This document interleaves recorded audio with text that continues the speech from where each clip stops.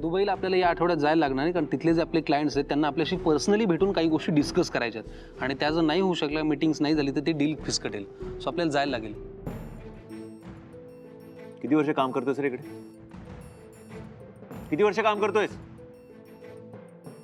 तुला माहित नाही आजोबांना थंड ज्यूस चालत नाही? आउट. काय चाललंय तुझं? तू का चिडचिड करतोयस विनाकारण लोकांवर? लोकांना एकदा सांगून कळत का नाही? अरे यश, यश, यश, अरे काय झालं याला? अचानक असं उठून गेला? बसा तुम्ही. Good morning. Good morning. काय झालं याला अचानक? उठून गेलाय, पण हे सगळं अचानक नाहीये. मग? अचानक नाही म्हणजे हे सगळं साचलंय.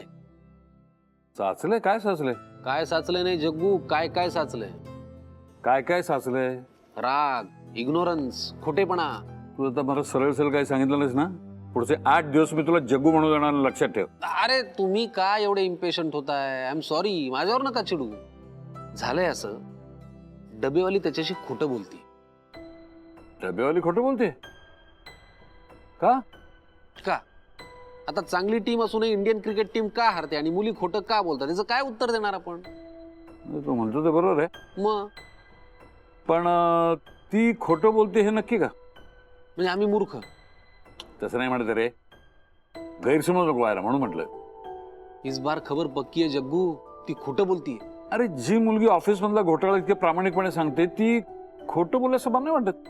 हा, कारण यावेळेस घोटाळा ऑफिसचा नाहीये, दिलाच आहे. म्हणून तर राजकुमार रुसलाय. म्हणजे अहो काय झालं, ती याच्याशी खोटं बोलतीये. आता मी त्याला म्हणलं ती खोटं बोलतीये, तुला त्रास होतोय. याचा अर्थ तुझ्या मनात तिच्याविषयी काहीतरी आहे ना, तू बोलून टाक ना. अरे परक्या माणसाचं वागणं कोणी असं इतकं मनावर घेतं का? तू म्हणतो तर बरोबर आहे, पण एक गोष्ट लक्षात ठेव, ही गोष्ट इतकी लाईटली घेऊ नकोस. तुला माहिती आहे, हे असं खोटं बघून जर त्याला फसवलं कोणी तर त्याचे परिणाम काय होतात बघितले आपण. म्हणूनच मी त्याला काय म्हणलं की तुझ्या मनात जे आहे ते बोल ना तू आधी स्वतःहून. काय होईल, जरा बरं वाटेल तुला. नाही बोलणार तू. माझ्या नातवाला मी चांगला ओळखतो. खूप दिवसांनी असं हसत खेळत बघितलं मी त्याला. पुन्हा तो कशात जाता कामा नये. तू राहा बाबा सोबत त्याच्या. हो पण तुम्ही काय एवढे सिरियस होताय? रिलॅक्स, काही झालेलं नाहीये. तुम्ही नका काळजी करू. चला मी निघतो, तुम्ही वेळेवर खाऊन घ्या. अरे तू खाऊन जा ना. कसं खाणार मी आता? का? एरवी मला तुम्ही काय म्हणता त्याची मी कोण आहे? बिन लग्नाची बायको. मग आमचे आहो जेवले नाही तर मी कसा खाणार? चला मी येतो. जा जा पड. मी माझ्या नातवाला चांगला ओळखतो. आत्ता या दुःखातून कसा बसा बाहेर पडलाय तो. पण जर परत त्याला कोणी प्रेमात दुखावलं तर बाहेर पडणं मुश्किल आहे त्याच्या दृष्टीने.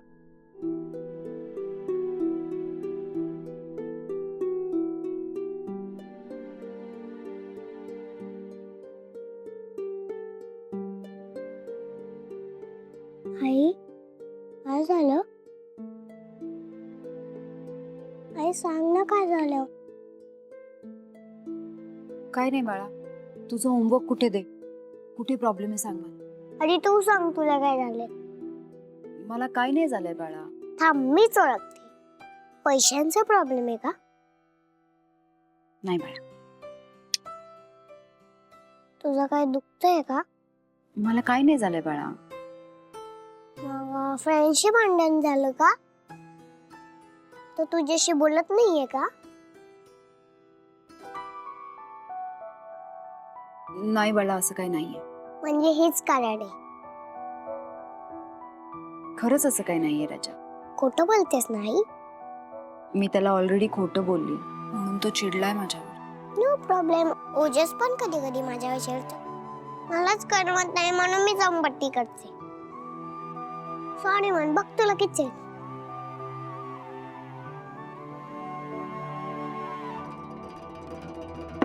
येऊ का?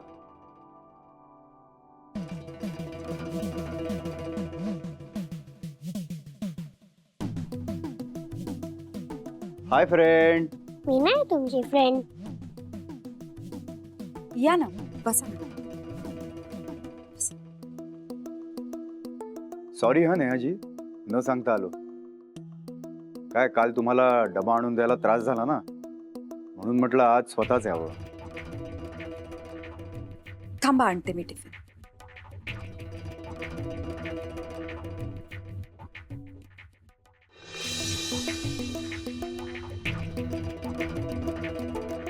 काल तू दिलेली छोटी पोळी खूप छान होती ग, मला फार आवडली.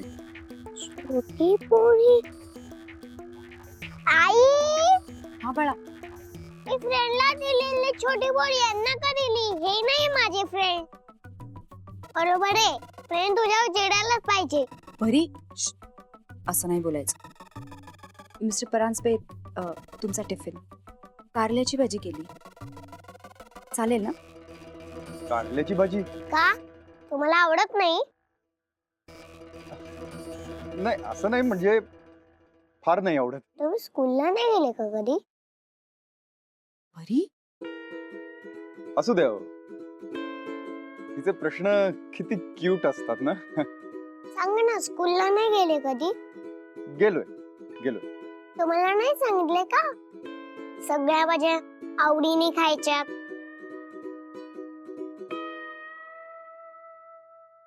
हो सांगितलंय, पण मीच विसरलो. तुम्ही बदाम नाही खात?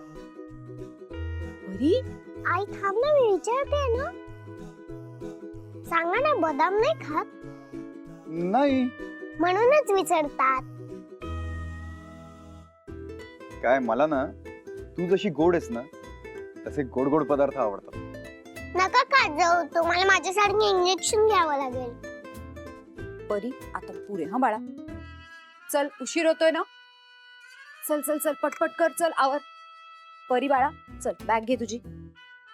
काकाकूंकडे नीट राहा आणि वेळेवर जेवून घे. हो. आज संध्याकाळी येते मी ऑफिसला तुमच्या. निघूया आपण. हो, चल चला. चल बाळा.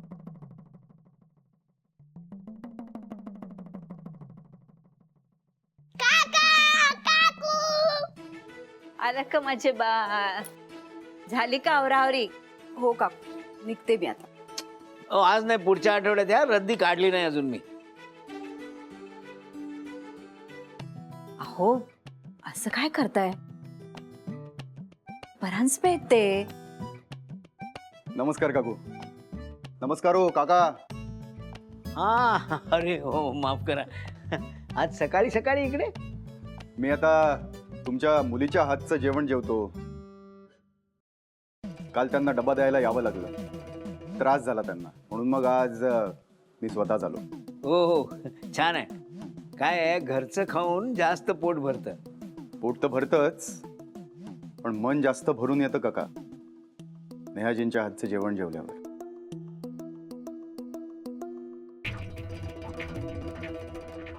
आपलेपणा असतो ना त्यात. अहो, खाणारा मन लावून खाणारा असला ना की आपलेपणा आपोआप उतरतो.